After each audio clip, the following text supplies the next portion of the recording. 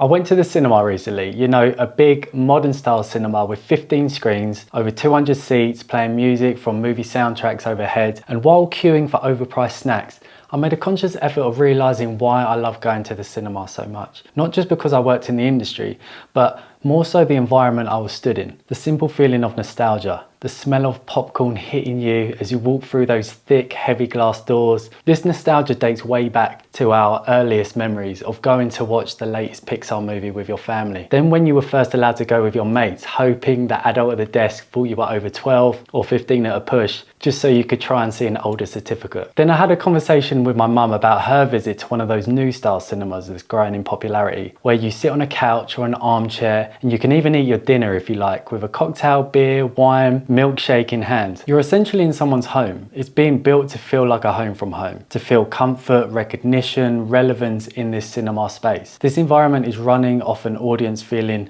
of content living in the present. The dictionary says the opposite of nostalgic is unsentimental, unemotional, matter of fact, which I don't think is very fair, or even very good language to use to oppose something. So it got me thinking, what's more powerful to attract customers? Is it the feeling of the past or feelings of the present? In fashion, brands play more so now than they ever have done on past decades, reliving what we saw as a kid, reliving what we wore as young adults.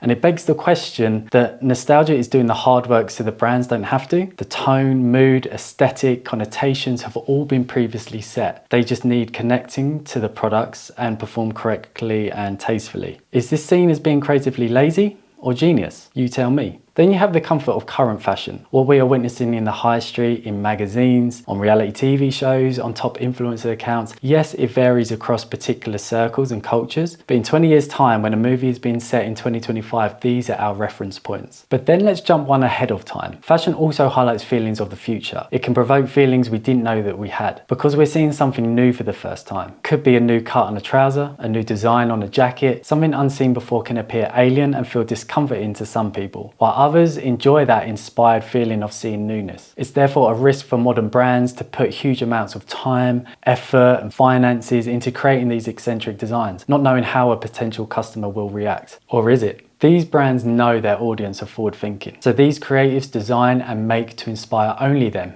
not the masses. So I guess the answer isn't which feelings are most important, past nostalgia, current relevance, or future newness. The importance when creating any in-person or online environment is understanding your audience down to the very last tiny detail, creating feelings that attract only them. But you tell me, where do you sit? Do you gravitate towards what you already know, or do you float towards what you're wanting to know?